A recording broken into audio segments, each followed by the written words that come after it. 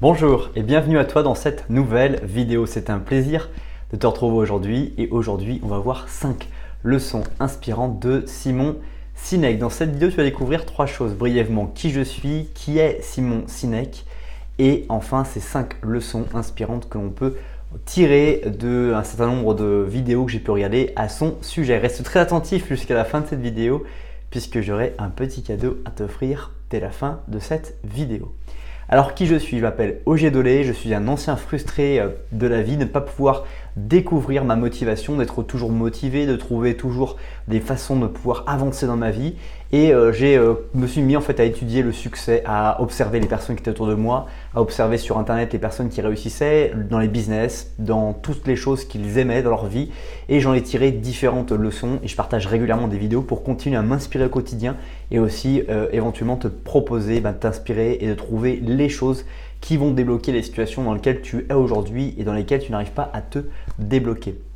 Je t'invite d'ailleurs juste dès maintenant à télécharger gratuitement ton guide 7 livres impactants et inspirants pour aller beaucoup plus loin que cette simple vidéo. Tu trouveras les liens dans la description. Alors qui est Simon Sinek? Simon Sinek a obtenu un baccalauréat en anthropologie culturelle à l'université de Brandeis.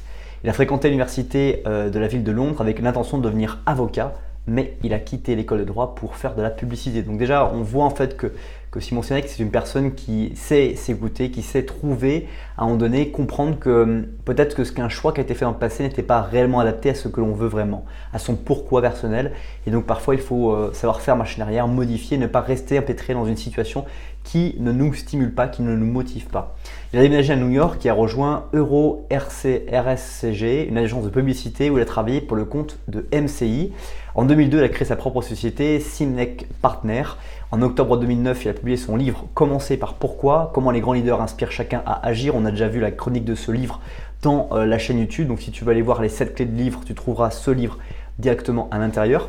Il a enseigné un cours de 2e cycle en communication stratégique à l'université de Columbia. Il a commencé à travailler pour le New York Times, le Wall Street Journal et le Washington Post. Il était un des contributeurs réguliers à The Huffington Post. Et son 3e livre s'intitule Together is Better, un petit livre d'inspiration. Son 4e et dernier livre aussi s'intitule Trouvez votre raison d'être, un guide pratique pour découvrir le but pour vous et votre équipe. Donc on voit bien que Simon Sinek, c'est quelqu'un qui est vraiment orienté vers l'humain, vers comment améliorer les systèmes dans lesquels l'humain est au centre, dans lesquels l'humain est productif, est un outil de travail et comment permettre à chacun de pouvoir exprimer sa personnalité, avancer avec son pourquoi pour obtenir les résultats qu'il veut obtenir dans sa vie professionnelle mais aussi dans sa vie personnelle. Et donc ça, c'est quelque chose qui est vraiment un des aspects qui fait que Simon Sinek il est vraiment apprécié, dans lequel il est différencié. C'est cette façon de considérer l'humain comme quelqu'un d'important et sur lequel il faut s'appuyer, écouter pour vraiment avancer. On va maintenant passer à ces 5 leçons inspirantes que je vais partager avec toi à travers cette vidéo. Mais juste avant cela, je t'invite à apprécier la vidéo ou à la partager dès maintenant, ceci afin de permettre à d'autres personnes de découvrir à leur tour cette vidéo. La première leçon inspirante, c'est d'être un solutionneur de problèmes. C'est comme ça que l'explique Simon Sinek, c'est tu dois être dans ta vie quelqu'un qui va solutionner constamment les problèmes que tu rencontres pour toi et de le faire immédiatement si les problèmes sont capables de pouvoir être réalisés, mais d'agir toujours face aux problèmes et ne pas attendre finalement de réfléchir, d'imaginer des choses, mais de tout de suite te mettre en action. Si justement l'action principale c'est de réfléchir, de raisonner sur ce problème-là, eh bien tu dois tout de suite te mettre à raisonner, à penser sur ce problème-là et d'arrêter ce que tu es en train de faire pour vraiment faire ça, parce que les problèmes que tu rencontres, il faut apprendre à les solutionner toujours, constamment, parce que quand on laisse un problème finalement ne pas se solutionner, on va perdre du temps et il y a toujours un délai qui est nécessaire pour solutionner un problème, mais aussi un délai final dans lequel il faut avoir solutionné le problème, sinon ça engendre d'autres problématiques que nous n'avons pas forcément imaginées ou observées. Et donc, solutionner les problèmes, être un solutionneur de problèmes, c'est quelque chose que tu dois impacter, que tu dois développer dans ta vie pour vraiment réussir à trouver des solutions dans toutes les situations dans lesquelles tu rencontres dans ta vie. Deuxième leçon que je vais partager avec toi, c'est avoir un but infini. Tu peux avoir un premier objectif que tu as déterminé qui est plus ou moins haut par rapport à là où tu te trouves aujourd'hui, mais le but c'est toujours chercher à l'augmenter, l'améliorer, le rendre un peu plus difficile, compliqué, complexe. Par exemple, quand tu vas faire de la musculation, tu vas d'abord faire peut-être une série avec 2 kg d'haltères parce que c'est le maximum pour toi avec 10 répétitions.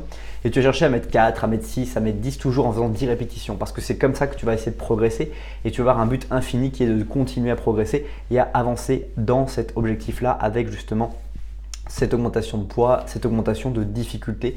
Et c'est la même chose quand on regarde de façon abstraite les choses que l'on souhaite dans nos vies, les objectifs que l'on souhaite viser. Il faut renforcer la difficulté, la charge que l'on va pouvoir porter, assumer pour pouvoir justement progresser et avancer dans notre vie. Troisième leçon inspirante, c'est être le dernier à parler. Quand tu vas arriver dans des endroits où tu vas laisser les gens s'exprimer, tu vas les écouter en premier et que tu vas attendre de parler le dernier, tu vas pouvoir avoir une certaine nombre d'informations pour pouvoir convaincre tout le monde de rejoindre ta réflexion, ta vision, parce que tu auras pris en considération l'ensemble des visions de chacun et tu ne seras pas, lancé à parler avant d'avoir les visions de chacun. Donc c'est quelque chose de vraiment aussi impactant, c'est d'être le dernier à parler, d'écouter, parce que c'est grâce à cette écoute active, attentive que tu vas pouvoir apporter ta valeur précisément, parfaitement dans la réunion, dans l'endroit où tu te trouves au moment où tu vas te lancer à t'exprimer.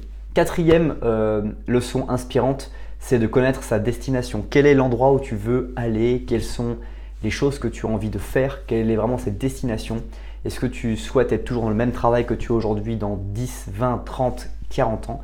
Est-ce que tu souhaites avoir complètement changé de travail? Est-ce que tu souhaites avoir créé ton entreprise, être indépendant financièrement? Toutes les réflexions que tu peux avoir sur la destination à laquelle tu vas être plus tard vont permettre à ton cerveau d'imaginer une situation, une vie différente que celle que tu vis aujourd'hui, donc de te permettre de te lancer, d'avancer et de te sentir encore beaucoup plus agréable dans ta vie qu'aujourd'hui. Enfin, cinquième et dernière leçon inspirante, c'est changer son récit.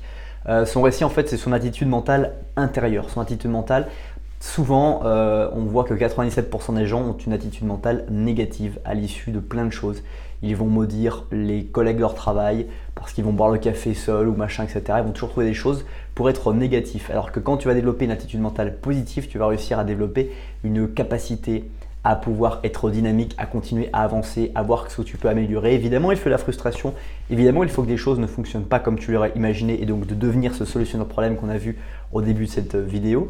Mais il faut aussi réussir à changer ce récit, ce dialogue interne que tu as avec toi-même pour le rendre positif et te permettre de pouvoir accomplir des miracles que tu n'as pas encore imaginé pouvoir accomplir. C'est déjà la fin de cette vidéo. Merci beaucoup pour le temps que tu as consacré à cette nouvelle vidéo. Si ce n'est pas encore fait, je t'invite à nouveau à t'abonner à la chaîne YouTube et à recevoir gratuitement 7 livres impactants et inspirants. Tu trouveras un lien dans la description pour aller plus loin que cette simple vidéo. Passe une très bonne suite de journée et je te dis à bientôt pour une prochaine vidéo. Bye bye.